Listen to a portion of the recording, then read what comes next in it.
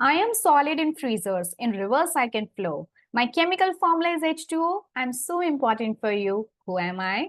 तो I make sure कि इस लेसन के एंड तक आप इस रिडल का जवाब बिल्कुल चुटकियों में दे सके. So for that we need to begin with our today's chapter, that is chapter number 2, pure and mix substances. इससे पहले हम ऑलरेडी चैप्टर नंबर 1 में मैटर क्या होते हैं और हमारे आसपास किस किस तरह के मैटर हैं और इंटर कन्वर्जन उनको हम ऑलरेडी डिस्कस कर चुके हैं.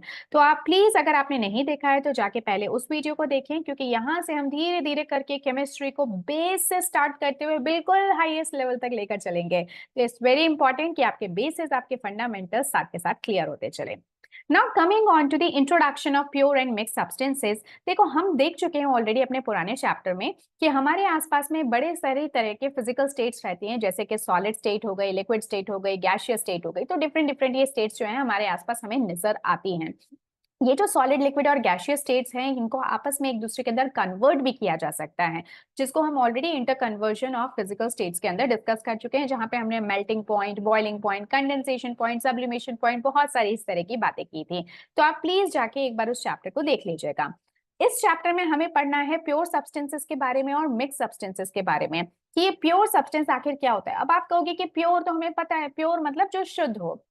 जिस तरह की शुद्धता की बात हम हमारे एडवर्टाइजमेंट्स में, टीवी पर देखते हैं कि ये घी बिल्कुल शुद्ध है, लेकिन यहाँ पे शुद्ध जो हम बात कर रहे हैं in chemistry, it's different from the शुद्धता जिसकी बात की टीवी पर की जाती है एडवर्टाइजमेंट्स के अंदर. एडवर्टाइजमेंट्स में जब वो शुद्धता की बात करते हैं तो उनका कहने का मतलब होता है कि उसके अंदर किसी भी तरह का कोई भी अडल्ट्रेशन नहीं है. Adulteration, right. सो ये अडल्ट्रेशन वहां पे मौजूद नहीं है. लेकिन जब हम यहाँ पे शुद्धता की बात करते हैं तो अडल्ट्रेशन तो चलो बहुत दूर की बात हो जाती है. हम प्योर सब्सटेंसेस का मतलब कह रहे हैं कि पूरे के पूरे सब्सटेंस के अंदर सिर्फ एक ही तरह के मॉलिक्यूल्स प्रेजेंट हैं, उस तरह की चीज को हम प्योर कहेंगे. अदरवाइज जो मिक्स्ड आपके सब्सटेंसेस होते हैं, दे आर ऑलवेज इम्प्योर. इनको और थोड़ा हम फर्दर डिस्कस करेंगे. आपको याद होगा हमने एक फ्लो चार्ट भी डिस्कस किया था, तो बस उसी फ्लो चार्ट को हम यहाँ पे कंटिन्यू कर रहे हैं मैटर्स के लिए, right. So we use the word material, substances and matter for almost everything that we can touch, we can feel or we can see, right. जैसे कि हर वो चीज जिसको कि आप फील कर सकते हो, चाहे जैसे आपने कोई मलमल का कपड़ा पकड़ रखा है तो हमें पता चलता है कि वो स्मूथ है, राइट. तो इसी तरह से हर वो चीज जिसको कि आप छू सको, रियलाइज कर सको, it's nothing but the matter, जिसको कि हमने ऑलरेडी पिछले क्लास में देखा है. अब बात आती है, matter is anything that occupy space and weight and can be perceived by our senses. ये भी बात आप लोग सब समझते हैं क्योंकि ये चैप्टर हम देख चुके हैं.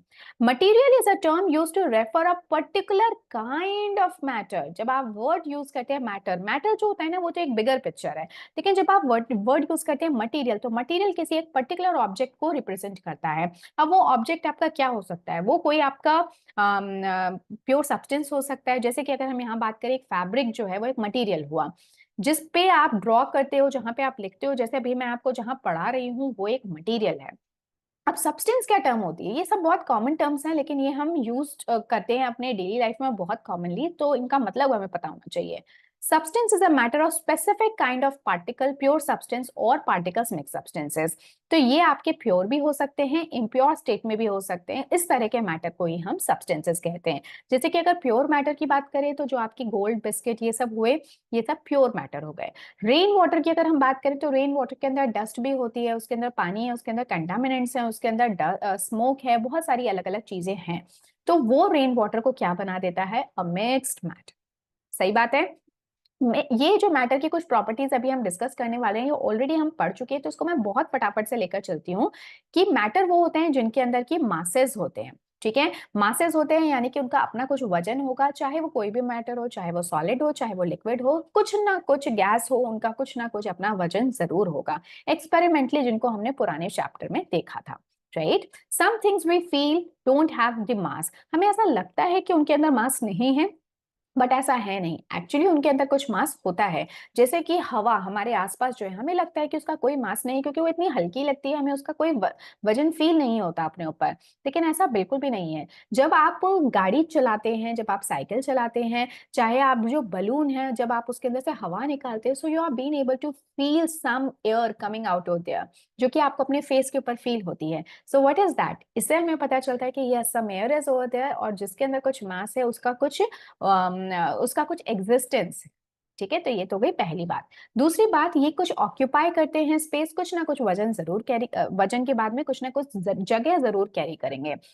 जैसे कि अगर हम एक मिल्क सैशे की बात करें, तो हम जाके दुकान पे कहते हैं ना कि हमें 250 ml का हमें एक सैशे दे दो, मिल्क का पैकेट दे दो, या हमें 1 लीटर का मिल्क का पैकेट दे दो। तो ये जब हम 1 लीटर बोल रहे हैं तो उसका मतलब क्या है कि उसके अंदर उतनी क्वांटिटी प्रेजेंट होगी दूध की, चाहे हम लिक्विड की बात करें, चाहे हम किसी सॉलिड की बात करें, या फिर चाहे हम किसी गैस की बात करें। जैसे एक बलून के अंदर भी क्या होता है, बलून के अंदर भी वो कुछ जगह कवर कर रहा है, तभी तो वो फूल रहा है। इसका मतलब कि सभी मैटर्स जो होते हैं वो कुछ स्पेस भी ऑक्यूपाई करते हैं। तो इनके कुछ एग्जाम्पल्स आप यहाँ पे देख सकते हो। लेकिन जो एनर्जीज होती है, इट्स वेरी इंपॉर्टेंट, जो एनर्जी होती है ना, इट्स नॉट अ मैटर। अब क्योंकि वो मैटर नहीं है, तो जो मैटर लाइक प्रॉपर्टीज हैं वो भी आपको एनर्जी के अंदर देखने को नहीं मिलेगी। हालांकि आप अपने फर्दर क्लासेस में जब आप और हायर स्टडीज करेंगे तो आप देखेंगे कि जो एनर्जी होती है वो भी मास से रिलेटेड होती है with this formula E = mc²। But इसकी बात हम आगे जाके हायर क्लासेस में करेंगे। फिलहाल आप ये मान के चलो कि मैटर एक अलग चीज है जिसमें कि हम प्योर और मिक्स सब्सटेंसेस की बात कर रहे हैं, and energy is a different thing जिसमें कि बहुत सारे डिफरेंट टाइप्स ऑफ एनर्जीज हो सकती हैं। तो मैं चाहूंगी कि आप कमेंट सेक्शन में मुझे बताएं कि कौन कौन सी डिफरेंट एनर्जीज हैं जिनके कि आपने नाम सुन रखे हैं। ठीक है, बहुत अच्छा होगा अगर आप मुझे 10 करीबन एनर्जी के नाम बता सकें। Coming on to the third point, किसी ना किसी तरह से आप उनको देख सकते हैं, टच कर सकते हैं, फील कर सकते हैं, यानी उनके प्रेजेंस को रियलाइज कर सकते हैं। किसको?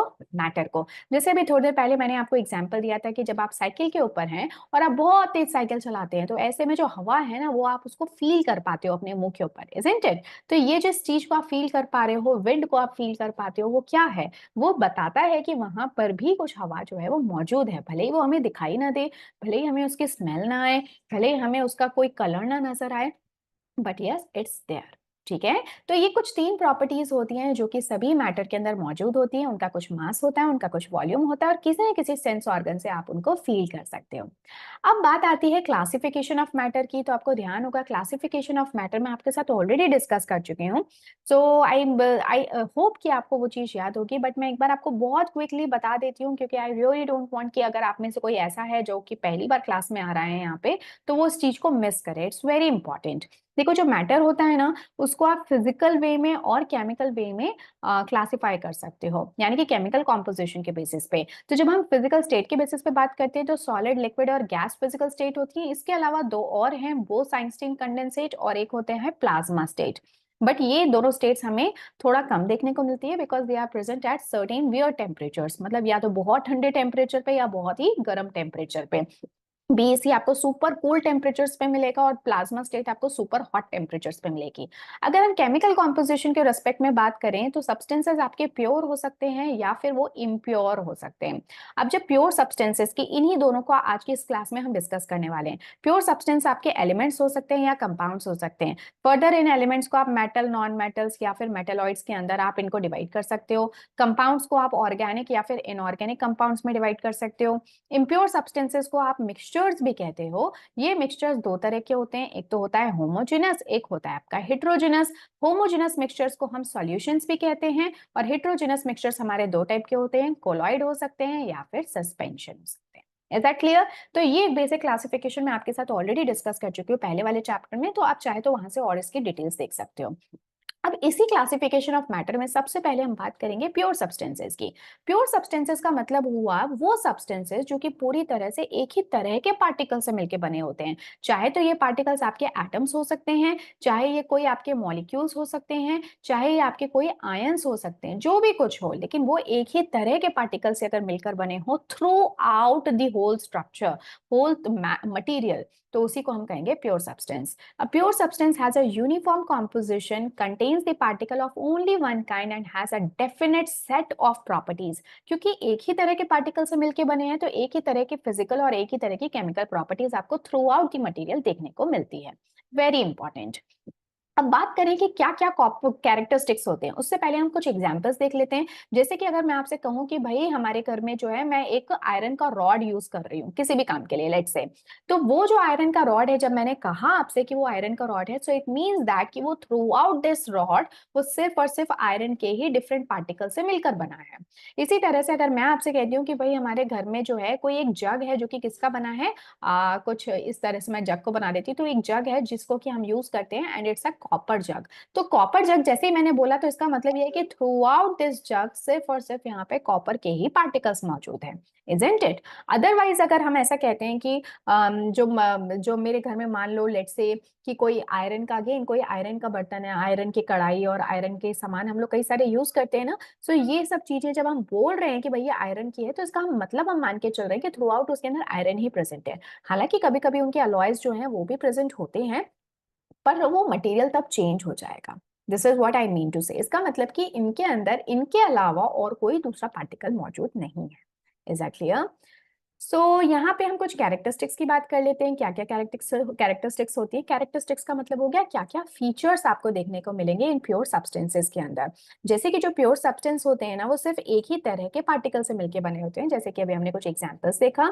दूसरी बात, जो प्योर सब्सटेंस होते हैं उनके अंदर यूनिफॉर्म कॉम्पोजिशन होती है थ्रू आउट। इसलिए आप इस आयरन रॉड को चाहे यहाँ से देखो, चाहे आप यहाँ से देखो, चाहे ऊपर से देखो, चाहे नीचे से देखो, आपको हर जगह से एक जैसा ही दिखेगा। इसी तरह से ये जो कॉपर का बर्तन है, चाहे आप इसको ऊपर से देखो, नीचे से देखो, अंदर से देखो, बाहर से देखो, हर तरफ ये आपको एक ही जैसा दिखेगा, अगर वो एक ही तरह के पार्टिकल से मिलकर बना है तो, यानी कि अगर वो एक प्योर सब्सटेंस है तभी।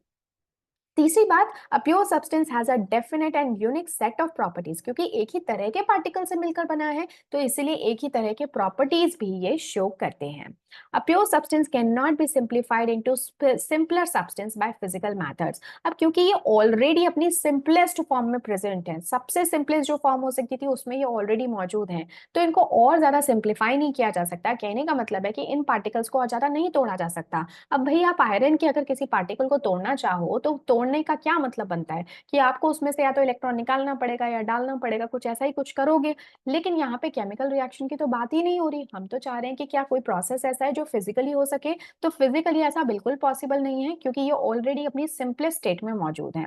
तो फिजिकल मेथड से आप इनको सेपरेट या सिंप्लीफाई या इनको तोड़ नहीं सकते हो, ये ऑलरेडी अपनी सिंपलेस्ट फॉर्म में मौजूद है। Is that clear? अगर मान लो आप कहो कि मैं इस आयरन की कढ़ाई को तोड़ दूं या इस एल्यूमिनियम की कढ़ाई को तोड़ दूं, तो अगर मैं तोड़ भी दूं तब भी वो जो बचा हुआ टुकड़ा बचेगा वो भी तो एल्यूमिनियम का ही बना है। ऐसा तो है नहीं कि वो एल्यूमिनियम से कुछ और हो जाएगा या एल्यूमिनियम से छूट कर कुछ और सिंप्लीफाई हो जाएगा। ऐसा नहीं होने वाला। It's still made up of aluminium, it's still made up of copper, it's still made up of iron. Is that clear? Pure substances में हम एग्जाम्पल ले सकते हैं जैसे शुगर का। जो शुगर के पार्टिकल्स होते हैं ना, वो पूरे थ्रू आउट द शुगर वो एक ही तरह के पार्टिकल से मिलकर बने होते हैं। प्योर वाटर हो गया, a piece of a rod, यानी कि जो प्योर आयरन होता है वो भी इसका ही एक एग्जाम्पल हो गया। Then coming on to mix substances और मिक्सचर्स, तो फिर भाई ये क्या चीज होती है? जो मिक्स सब्सटेंसेस होते हैं ना, ये आपके इम्प्योर नेचर के होते हैं। इम्प्योर से मतलब ये हुआ कि इनके अंदर एक से ज्यादा कंपोनेंट्स प्रेजेंट होते हैं। So here you can use a word component. ये एक से ज्यादा कंपोनेंट से मिलकर बने होते हैं, जिनको कि कभी कभार आप अपनी नेकेड आई से देख भी सकते हैं, कभी कभी आप नहीं भी देख सकते। पर अगर आपको वो नहीं भी दिख रहे हैं ना, तो भी उनको सेपरेट कर पाना चुटकियों का काम होता है, उनको बहुत आसानी से सेपरेट किया जा सकता है। सो when two or more pure substances, ठीक है, दो या दो से ज्यादा प्योर सब्सटेंसेस अगर एक दूसरे के साथ में रैंडमली प्रेजेंट हो, इस तरह से कि उनके आपस में मौजूद होने के बावजूद उनकी जो मेन उनकी खुद की बेसिक प्रॉपर्टीज हैं वो रिटेन रहें, उसी को हम कहते हैं मिक्सचर। देखो इसका मैं एक बहुत ही प्यारा सा एग्जांपल आपको देखती हूँ। आप सब लोगों ने ना मिक्सचर तो खा रखी है ना, मिक्सचर हम लोग खाते हैं, जो सेव हो गई, आलू की सेव होती है ना, इस तरह की जो मिक्सचर्स होती हैं। तो अगर मान लो कोई हम मिक्स्ड नमकीन की बात करते हैं, तो उस मिक्स नमकीन में क्या होता है? चने की दाल भी होती है, उसके अंदर मूंगफलियां भी होती है, उसके अंदर सेव भी होता है, उसके अंदर अलग अलग तरह के मसाले होते हैं, बहुत कुछ होता है। तो ये सभी चीजें जो हैं, क्या कोई एक परफेक्ट प्रोपोर्शन में प्रेजेंट है क्या? नहीं भाई, कोई फर्क नहीं पड़ता। अगर यहाँ पे 4 की बजाय अगर हम 6 भी मूंगफली के दाने डाल दें तो भी वो नमकीन ही रहेगी। अगर सेव थोड़ी बहुत कम ज्यादा भी हो जाए तब भी वो नमकीन ही रहेगी, वो मिक्सचर ही रहेगी। और उनकी प्रॉपर्टीज जो है वो भी एसोसिएटेड रहती है, यानी कि हर एक एक मसाले का भी आपको टेस्ट नजर आता है। और हर एक, जैसे कोई एक सेव है उसका टेस्ट अलग आपको दिखता है, जो मूंगफली है उसका टेस्ट आपको अलग दिखता है। तो कहने का मतलब ये है कि वो आपस में एक दूसरे के साथ में सिर्फ बैठे हुए हैं, लेकिन जो उनकी अपनी खुद की ओरिजिनल प्रॉपर्टीज हैं वो अभी भी वहां पर मौजूद है, वो कहीं गई नहीं है। They are still there and they can express their properties even though they are present together. तो यहाँ पे हर एक एक चीज जिसका कि मैंने नाम लिया, they all are what, they are all components. अब ये जो आपका मिक्सचर हुआ ना, this is an example of a heterogeneous mixture, क्योंकि यहाँ पे आप सभी मसालों को, सभी चीजों को, सभी जो कंपोनेंट्स हैं उनको देख भी पा रहे हो, तो वो आपको अलग अलग नजर आ रहे हैं, इसलिए ये हुआ हेट्रोजेनस। बट कभी कभी क्या होता है ना कि जो आपके मिक्सचर्स होते हैं वो दिखते तो एक जैसे हैं, लेकिन वो होते मिक्सचर ही हैं। जैसे कि अगर पानी के अंदर मैं आपसे कहूँ कि भैया एक गिलास पानी लेकर आओ और उसके अंदर थोड़ा सा नींबू निचोड़ के लेकर आओ, या फिर मैं आपसे कह दूं कि भाई एक पानी लेकर आओ और उसके अंदर थोड़ा सा नमक डाल के लेके आओ, तो ये पानी लिया आपने और थोड़ा सा नमक लिया। अब नमक क्या है, थोड़ी देर बाद में घुल जाएगा, घुलने के बाद में ये आपको बिल्कुल पानी जैसा ही नजर आएगा। लेकिन जब आप इसको पियोगे ना तो आपको नमक का भी टेस्ट आएगा और पानी भी आपको, ऑब्वियसली पानी की जो फिजिकल स्टेट है वो नजर आ रही है। तो वाटर ने भी अपनी प्रॉपर्टी को रिटेन कर रखा है और सॉल्ट की जो प्रॉपर्टी है वो भी यहाँ पे एक्सप्रेस हो पा रही है, इवन दो वो उसके अंदर मिक्स हो चुका है तब भी। तो इस तरह के जो आपके सॉल्यूशंस होते हैं, इस तरह के जो आपके मिक्सचर्स होते हैं, इनको आप कहते हो होमोजेनस मिक्सचर। ठीक है, वेरी इंपॉर्टेंट कॉन्सेप्ट। यहाँ पे कभी कभी मैंने देखा है कि बच्चों को कंफ्यूजन हो जाती है होमोजेनस मिक्सचर्स के अंदर और प्योर सब्सटेंसेस में, लेकिन कुछ अब जब हम और एग्जांपल्स लेंगे so you will be able to understand this very well. तो mixtures have particles of more than one kind in random proportion. नमक आप 1 टेबलस्पून डालो, चाहे आप 2 टेबलस्पून डालो, चाहे आप इसके अंदर भर भर के डाल दो, जब तक कि ये सैचुरेटेड सोल्यूशन ना बन जाए तब तक वो उसमें डिसॉल्व होता ही रहेगा, इजंट इट? तो कोई भी रैंडम प्रोपोर्शन में ये चीजें प्रेजेंट हो सकती हैं, still they will form a mixture.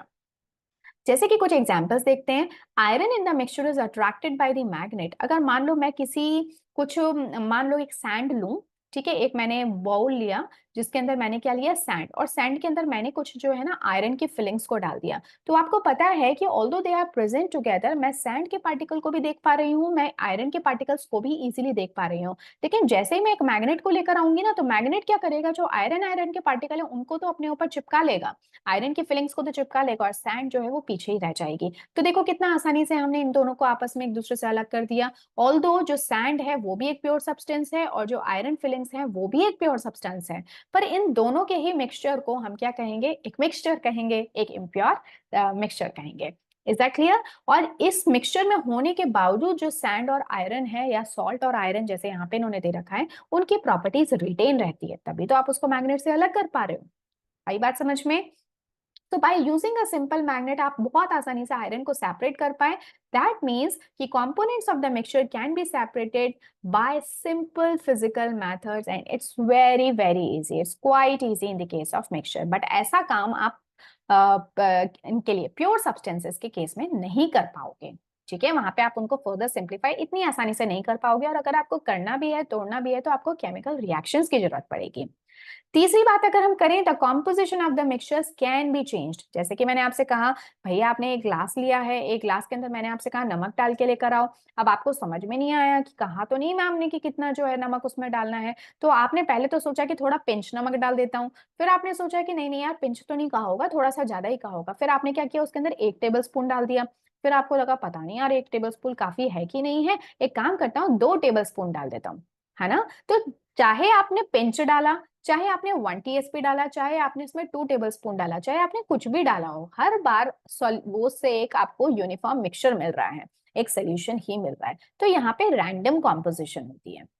And the fourth and the most important point, कि यहाँ पे जो इनकी प्रॉपर्टीज है मिक्सचर के अंदर वो रिटेन रहती है। दस the components of the mixture can be seen. This is not true for all the mixtures. अगर मिक्सचर्स आपके होमोजीनस हैं तो वो आपको नजर तो नहीं आएंगे, बट उनको सेपरेट करना काफी आसान होगा। और अगर वो एक हेट्रोजीनस मिक्सचर है तो वो आपको कंपोनेंट्स अलग अलग नजर भी आएंगे, और सेपरेट करना तो बहुत ही आसान काम है।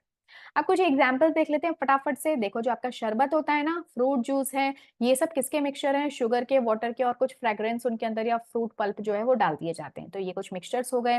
Wheat just harvested in a mixture of wheat, small pieces of stone और हस्क भी उनमें रहते हैं। जब आप गेहूं को की कटाई करते हैं तो उस टाइम उसके साथ में कुछ कुछ गंदगी भी रहती है, जिनको आप बहुत आसानी से देख भी सकते हो और अलग भी कर सकते हो। इसी तरह से आप मानो या ना मानो, मिल्क जो है ना वो एक मिक्सचर होता है, actually it's a heterogeneous mixture. ठीक है, हेट्रोजेनस मिक्सचर में भी फर्दर जो है कोलॉइड होते हैं, इनको आप आगे आने वाले चैप्टर्स में पढ़ोगे। ये जो है ये एक मिक्सचर होता है केजिन का और वाटर का। तो ऑल्दो जो मिल्क है वो आपको ऊपर से नीचे एक जैसा ही नजर आता है, लेकिन जब आप उसको माइक्रोस्कोप के थ्रू देखोगे या और किसी लेंस के थ्रू देखोगे तो आपको पता चलेगा कि ये जो पार्टिकल्स है ना ये पूरे टाइम फ्लो करते रहते हैं, so they are not completely dissolved into the water, hence ये एक हेट्रोजेनस मिक्सचर है। इसी तरह से जो सी वाटर होता है वो भी एक मिक्सचर है सॉल्ट और पानी का। जो पॉन्ड वाटर है उसके अंदर भी बड़ी सारी गंदगी होती है ना पानी के अलावा, तो इसलिए वो भी क्या हो गया, एक मिक्सचर हो गया। सॉइल के अंदर तो यार कहने की बात नहीं है, सॉइल में तो देखो आपको कितना कुछ नजर आता है। सैंड तो होती है, वहां पे मिट्टी होती है, वेरियस सॉल्ट्स होते हैं, और बहुत सारे पत्थर भी होते हैं, और छोटे छोटे से ऑर्गेनिजम्स भी होते हैं, राइट। तो ये भी क्या हो गया, एक मिक्सचर हो गया। इसके अलावा बहुत ही बेहतरीन एग्जांपल एयर। एयर जो है ना वो कई सारी गैसेस का मिक्सचर होता है। अब यहाँ पे आप एक बात हमेशा ध्यान रखोगे कि कोई भी जो एयर हो, कोई भी जो गैसेस हो, कोई भी गैस हो, चाहे वो कोई छोटी गैस है, चाहे वो कोई बड़ी गैस है, चाहे उसका फॉर्मूला सिंपल है, चाहे उसका फॉर्मूला बड़ा मुश्किल है, अगर वो एक मिक्सचर गैसेस का है, so that will always be a homogeneous mixture. ठीक है, हमेशा ही होमोजेनस मिक्सचर होगा। आ गई इस बात समझ में। Some mixture, some of the components are in the gaseous state, liquid state and solid state. तो देखो हर तरह के एग्जांपल हम यहाँ पे देख चुके हैं। मिक्सचर जैसे कि अगर हम सॉइल की, सैंड की, इस मिक्सचर की बात करें तो सॉइल जो है ना वो एक तरह का सॉलिड मिक्सचर है, isn't it? जबकि जब हम एयर की बात कर रहे हैं तो ये गैसेस का एक मिक्सचर है। इसी तरह से जब हमने शुरुआत में शरबत की बात की तो वो एक लिक्विड मिक्सचर था। तो जो आपके मिक्सचर्स हैं वो किसी भी स्टेट में मौजूद हो सकते हैं।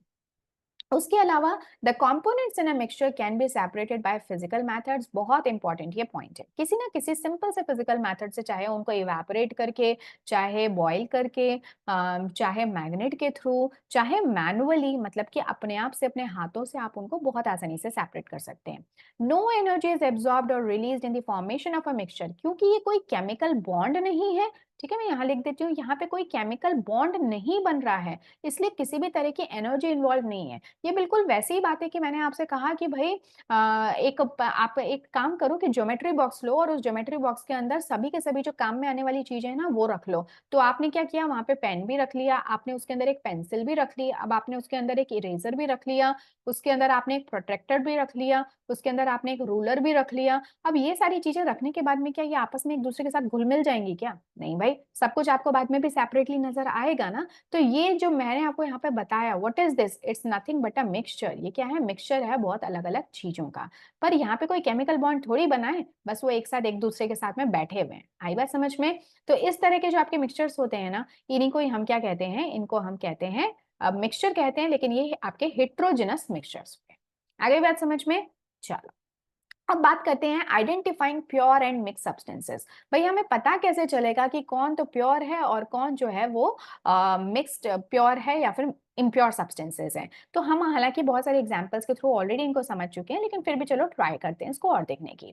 अ pure substances has its own set of properties such as, उनका फिक्स मेल्टिंग और बॉइलिंग पॉइंट होगा। So these properties will be different for different pure substances. इनका जो मेल्टिंग बॉइलिंग पॉइंट या जो दूसरी फिजिकल प्रॉपर्टीज होती है ना वो कैसी रहेंगी, हमेशा कांस्टेंट रहेंगी। जैसे कि पानी, पानी जब हम बोलते हैं तो पानी एक क्या है, कंपाउंड है, ये एक तरह का प्योर सब्सटेंस है। तो इसका जो बॉइलिंग पॉइंट है वो हमेशा ही 100 डिग्री सेल्सियस रहेगा, अनटिल एंड अनलेस उसके अंदर किसी तरह की इम्प्योरिटी ना हो। अगर वो बिल्कुल प्योर फॉर्म में है तो always it would be 100 degree Celsius.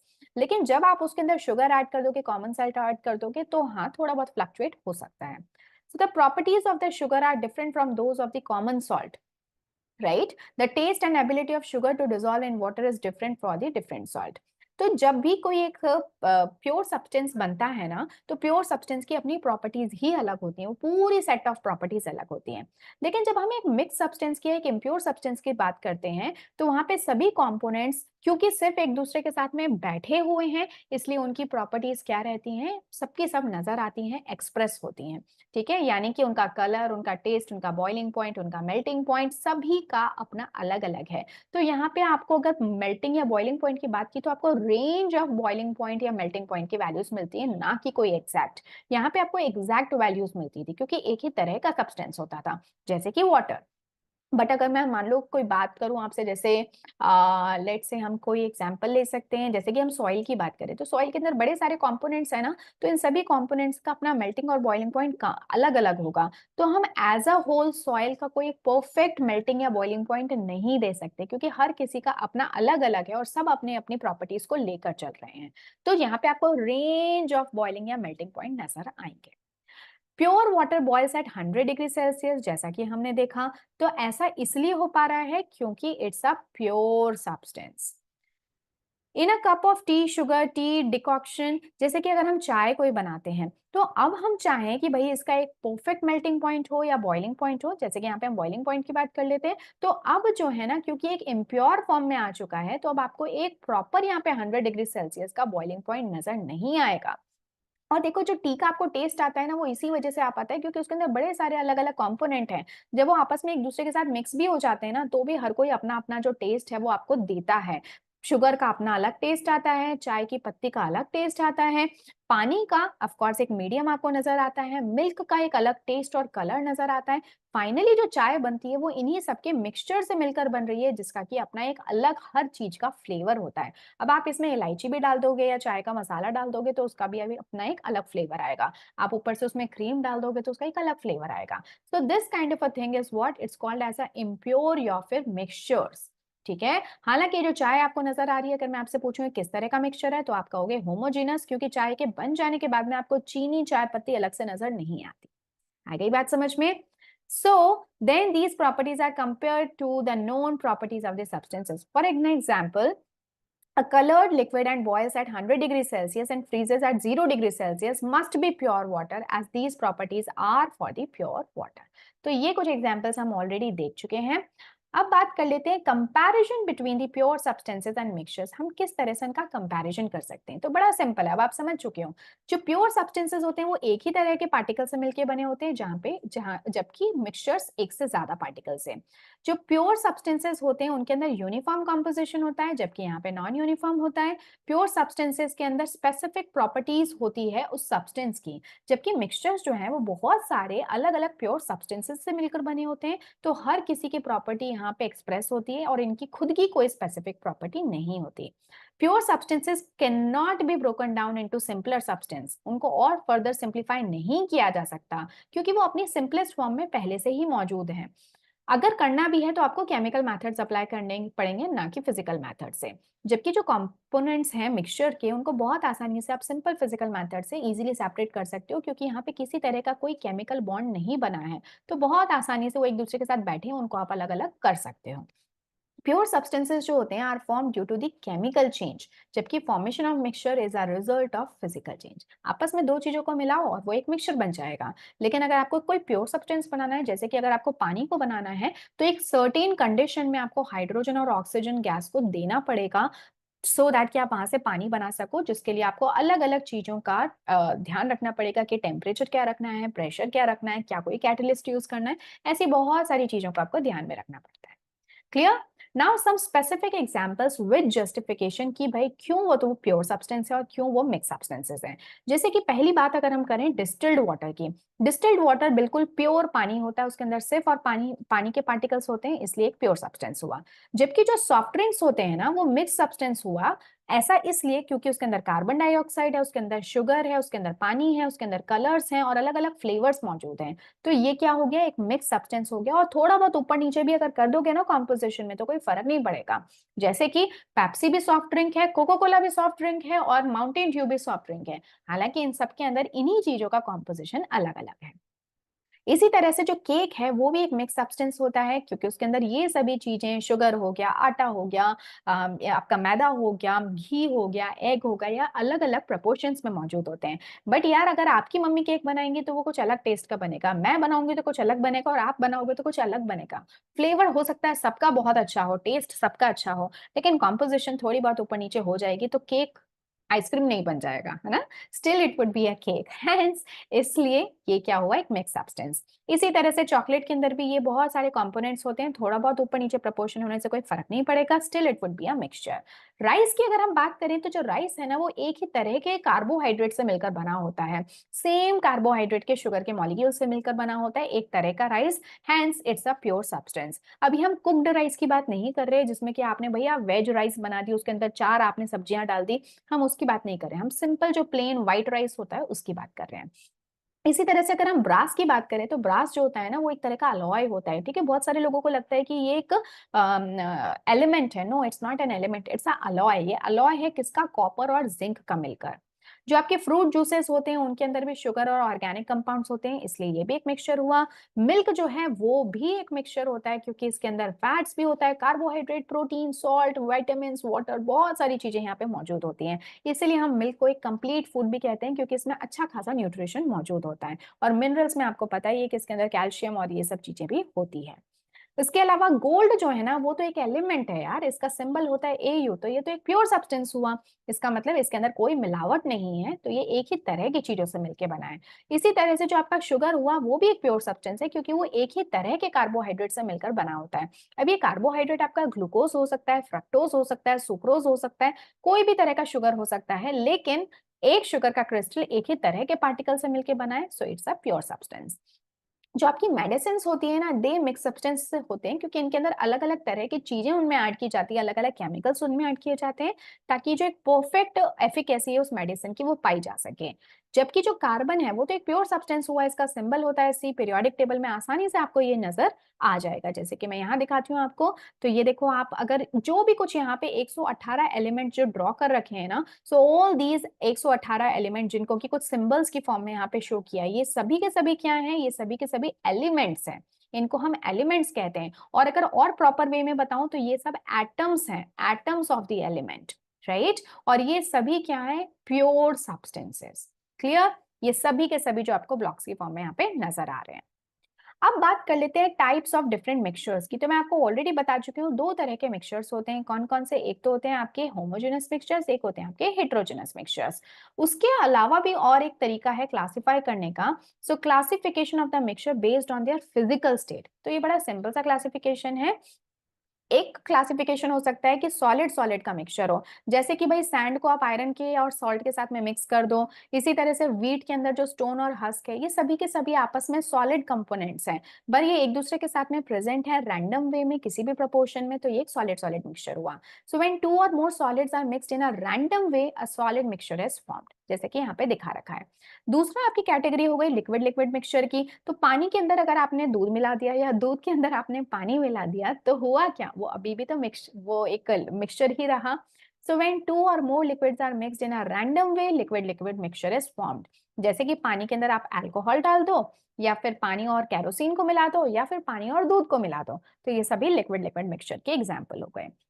Solid liquid mixture का क्या एग्जांपल हो सकता है, when a solid is mixed with a liquid in a random way और solid liquid mixture is formed. जैसे कि पानी के अंदर अगर आपने सॉल्ट मिलाया या शुगर मिलाया तो आपको सॉलिड लिक्विड मिक्सचर मिल गया। इसी तरह से आप gas gas mixture, liquid liquid, gas gas solid, बहुत सारी अलग अलग कैटेगरीज जो है वो बना सकते हो। यहाँ पे कुछ यहाँ पे बेसिक कैटेगरीज ही आपके साथ में डिस्कस की गई है, बट आप सोच के देखना कि क्या कोई गैस इंटू गैस या फिर गैस इंटू लिक्विड, इस तरह के भी मिक्सचर्स पॉसिबल हैं क्या, हर तरह के कॉम्बिनेशंस पॉसिबल हैं। लेट मी टेल यू, आप मुझे कमेंट सेक्शन में बता सकते हैं इनके अलावा और कौन सी मिक्सचर की कैटेगरी आपको समझ पड़ती है। Then coming on to the next topic, और क्या क्लासिफिकेशन का मेथड हो सकता है based on the solubility of the component. दो तरह के मिक्सचर्स होते हैं बहुत ही important, heterogeneous mixtures and homogeneous mixtures। तो heterogeneous mixtures वो होते हैं in which the constituents are not uniformly distributed throughout its volume and can be seen separately। यानी कि जब आप एक कंपोनेंट को दूसरों के अंदर ऐड करते हो तो वो दोनों ही कंपोनेंट आपको अलग से नजर आते हैं उस सोल्यूशन, उस मिक्सचर के अंदर। अगर ऐसा हो तो आप उसको हेट्रोजेनस मिक्सचर कहोगे, राइट। इसका मतलब कि वो एक दूसरे के साथ में सॉल्यूबल नहीं है, तभी तो वो आपको नजर आ रहे हैं। आई कि नहीं बात समझ में।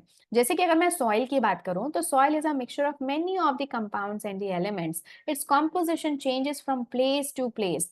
तो इस सॉइल के अंदर सैंड है जो आपको नजर आती हैं, स्टोन्स आपको अलग से नजर आते हैं, कोल और डस्ट हो गया, ये जो है ये भी एक तरह का हेट्रोजेनस मिक्सचर हुआ। अगर आयरन के अंदर आप सल्फर डाल दो तो वो भी दोनों अलग अलग नजर आएंगे। चॉक जो है उसको अगर पानी के अंदर डाल दो तो पानी के अंदर वो घुलेगा ही नहीं। ऑयल जो है वो भी पानी के साथ में नहीं घुलता, ऑयल ऊपर ऊपर रह जाता है। तो ये सभी एग्जाम्पल्स हमारे हेट्रोजेनस मिक्सचर्स के हो गए। Coming on to the next category जो कि है होमोजेनस मिक्सचर्स की। अब होमो होमो का मतलब क्या होता है, होमो का मतलब होता है एक जैसा, हेट्रो का मतलब होता है अलग अलग, राइट। तो होमोजेनस में क्या होगा, it's a mixture in which the constituents are uniformly distributed throughout its volume and can not be seen separately. मतलब वो एक दूसरे के साथ में मौजूद तो हैं पर वो नजर नहीं आ रहे। अगर कुछ इस तरह से आपको लगे तो वो एक होमोजेनस मिक्सचर होगा। जैसे कि एग्जाम्पल बता दूं, जैसे मिल्क है, मिल्क के अंदर अगर आप पानी डाल देते हो ना तो कोई फर्क नहीं पड़ेगा, वो फिर भी नजर नहीं आएगा। मिल्क के अंदर अगर आपने मान लो चीनी डाल दी तो भी आपको चीनी अलग से नजर नहीं आती, बट चीनी जो है वो वहां पे डिजोल्व फॉर्म में है, तभी वो अपने आप को एक्सप्रेस कर पा रही है। अब आप कैसे कहोगे कि भैया मिल्क के अंदर चीनी जो है वो एक प्योर सब्सटेंस ना होके एक मिक्सचर है, ये हम कैसे पता कर पाएंगे? एक्चुअली जब एक प्योर सब्सटेंस बनती है ना तो एक नई कंप्लीट नई चीज बन जाती है, जबकि एक मिक्सचर के अंदर आपका वो जो मटेरियल है वो स्टिल वो सेम ही रहता है और हर एक एक कंपोनेंट अपनी प्रॉपर्टीज को एक्सप्रेस कर पाता है। तो अगर मैं मिल्क के अंदर चीनी को मिला दूं तो मिल्क अभी भी आपका सफेद ही नजर आ रहा है, लेकिन शुगर के होने की वजह से अब वो मीठा हो चुका है। तो दोनों की ही प्रॉपर्टीज यहाँ पे एक्सप्रेस हो पा रही है, इसलिए मैं कह सकती हूँ कि ये एक प्योर सब्सटेंस ना होकर ये एक मिक्सचर है।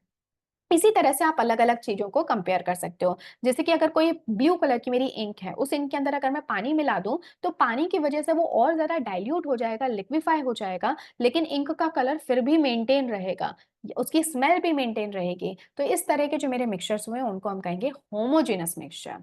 लेकिन क्यों वो नज़र नहीं आ रहे? क्योंकि वो डिसअपियर हो जाते हैं वहाँ पे, because these things are soluble with each other.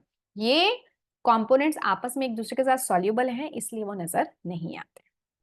आ गई बात समझ में? अब बात करते हैं need for separating the components of a mixture. क्यों हम मिक्सचर्स को सेपरेट करना चाहते हैं?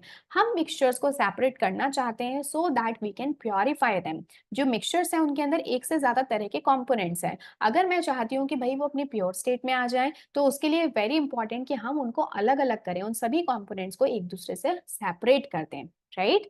जैसे कि सीरियल्स लाइक राइस, व्हीट और pulses often contain small stones and husk. जब उनको फार्म से निकाला जाता है, जमीन से निकाला जाता है, तो उस टाइम पे उनके अंदर बड़ी सारी गंदगी होती है। अब उस गंदगी के साथ तो आप खाना खाते नहीं हो, तो इसलिए बहुत इंपॉर्टेंट है कि आप उस खाने को खाओ, राइस को खाओ, व्हीट को खाओ या पल्स को खाओ, उससे पहले आप इनको हटा दो, right? So before cooking these impurities needs to be remove since they may be harmful. वो हमारे लिए नुकसानदायक हो सकती है।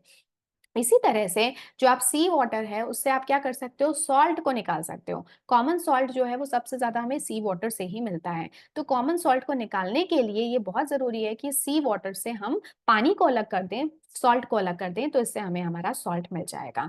तो हमारी अलग अलग नीड्स होती हैं जिनकी वजह से हम ऐसा करते हैं। जो क्रूड ऑयल होता है उसके अंदर फ्यूल्स हैं, जो किस तरह के पेट्रोल, डीजल, कैरोसिन, कोलतार, पर बहुत सारी दूसरी गंदगियां भी है, बहुत सारे दूसरे कंपोनेंट्स भी हैं जो कि जरूरत के नहीं है। तो इस क्रूड ऑयल को भी फ्रैक्शनल डिस्टिलेशन के थ्रू हमें अलग अलग करना पड़ता है और अपने काम की चीज हम वहां से निकालते हैं और उन्हीं को हम गाड़ियों में फिल करते हैं ताकि हमारी गाड़ियां रन कर सकें।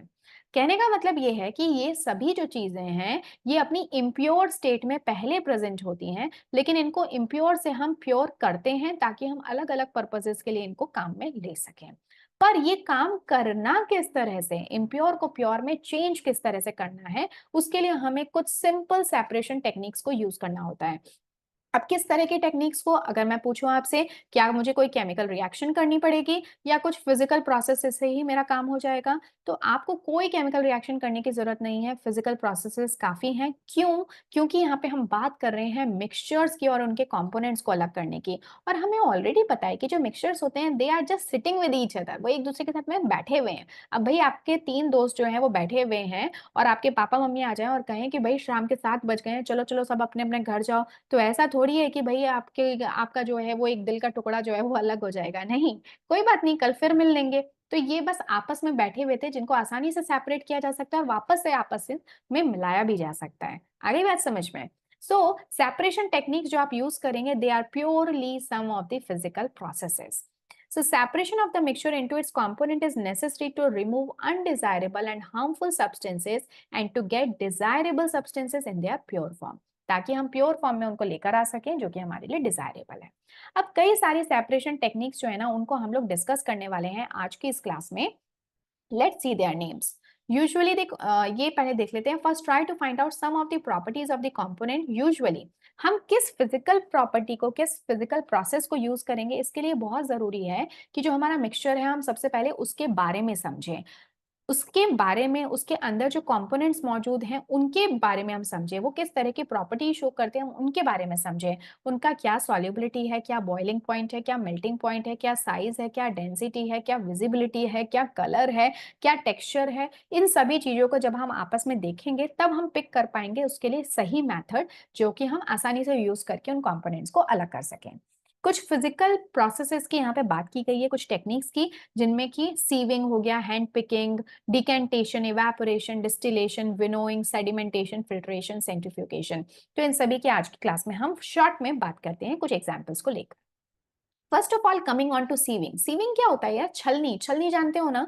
तो छलनी में क्या होते हैं कि कुछ पोर्स होते हैं ना, छोटे छोटे पोर्स होते हैं। अब कोई भी ऐसी चीज जो कि मैं ऊपर से इसमें डालूं जिसके की पार्टिकल्स बड़े हैं, तो वो तो छन नहीं पाएंगे, पर जिनके पार्टिकल छोटे हैं वो छन कर नीचे आ जाएंगे। बस यही जो प्रोसेस होता है, इसी को ही हम सीविंग कहते हैं। ठीक है, बड़ा सिंपल है ना? तो ये जो सीविंग है, ये यही प्रोसेस होता है। जब आप चाय को छानते हो ना चाय की छलनी से, तो आप एक्चुअली सीविंग कर रहे होते हो। तो नेक्स्ट टाइम जब भी आपके पेरेंट्स आपको कहें चाय बनाने के लिए, तो आप उनको छानने की बजाय आप उनसे ये कह सकते हो कि भाई मुझे सीविंग प्लेट चाहिए, मुझे सीविंग स्पून चाहिए। वो सीविंग स्पून क्या है? जो छलनी होती है ना हमारी, उसी को ही हम क्या कहते हैं? सीविंग स्पून कहते हैं। आ गई बात समझ में? So sieving is the process of separating the undesirable component in the solid mixtures with the help of sieve by using the difference in the size of its component। ठीक है, वैसे तो आप सॉलिड लिक्विड किसी के लिए भी इनको काम में ले सकते हो गैस की बजाय, क्योंकि गैस तो एस्केप हो जाती है।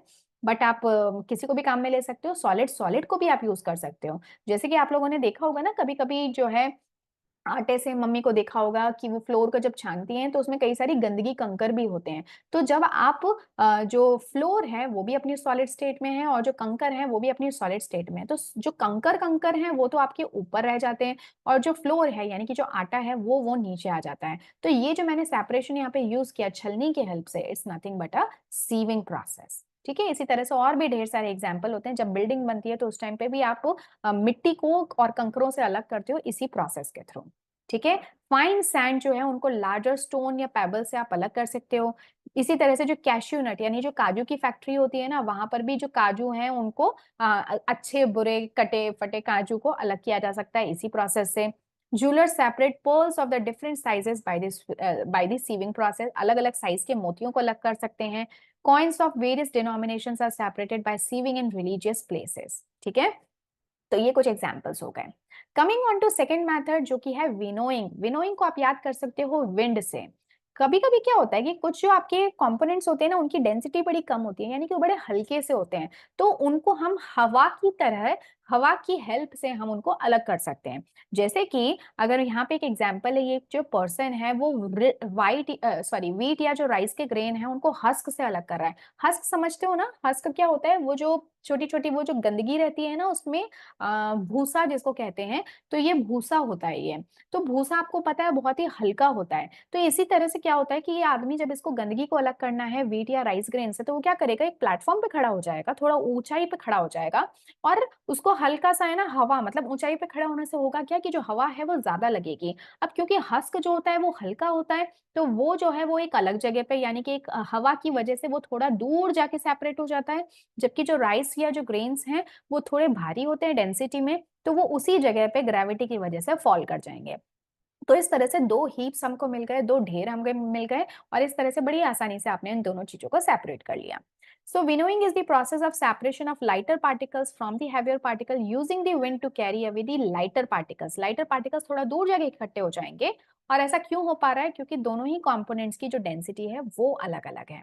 तो डिफरेंस क्या है सीविंग में और विनोइंग में? देखो, सीविंग में आप क्या कर रहे थे? पोर्स की हेल्प ले रहे थे, उसी जगह पे खड़े होकर कर रहे थे, जबकि विनोइंग की हेल्प केस में आप विंड की हेल्प को, विंड को यूज करोगे। क्लियर है? और दोनों को ही आप सॉलिड्स को अलग करने के लिए काम में ले सकते हो। तीसरा हमारा मेथड तो सबसे सिंपल है, हैंड पिकिंग। जब आप हाथ से चीजों को उठाते हो, यानी कि जब चावल के अंदर या किसी दाल के अंदर जो कंकर होते हैं, तो आपके घर में मम्मियां क्या करती हैं? हाथ से अलग करती है ना उनको। आजकल तो नहीं करते, पहले के टाइम में दादी नानी को आप लोगों ने जरूर देखा होगा। तो जब छोटे छोटे कंकरों को जब आप वीट से, राइस से अलग करते हो अपने हाथों के थ्रू, उंगलियों की हेल्प से, तो उसी को हम हैंड पिकिंग या मैनुअल पिकिंग मेथड भी कहते हैं। इसी को ही हम मैनुअल प्रोसेस भी कहते हैं। मैनुअल मतलब इंसानी तरीके से, मतलब हम मैन है ना, ह्यूमंस हैं, तो इस तरह से, हालांकि ये प्रोसेस इतना मजेदार नहीं है क्योंकि बहुत स्लो होता है और थकाऊ भी होता है, तो इसमें बड़ा टाइम लग जाता है। Coming on to the next process जो कि होता है सेडिमेंटेशन एंड डिकेंटेशन। तो ये भी मेथड जो है हम रोजमर्रा की लाइफ में बड़ा काम में लेते हैं। आप लोगों ने कभी कभी देखा होगा, मान लो कि आपने एक ग्लास जो है वो दूध लिया, ठीक है, और उस ग्लास में दूध में मम्मी ने ऊपर से क्या कर दिया, मम्मी ने उसमें ना थोड़ा सा ऑयल भी डाल दिया, ठीक है, मान लो, ठीक है, घी डाल दिया कि नहीं नहीं बेटा सेहत अच्छी बनाओ तो घी भी लो। तो ये मैंने लिया मिल्क, और ये मिल्क के ऊपर मैंने, मम्मी ने क्या डाल दिया, घी डाल दिया। अब यार बहुत सारा ढेर सारा मम्मी को प्यार आया तो मम्मी ने खूब सारा घी जो है उस पर डाल दिया। तो ये जो प्रोसेस हुआ ना, ये आपका क्या कहलाएगा, यहाँ पे दो सेपरेट लेयर्स बन गई।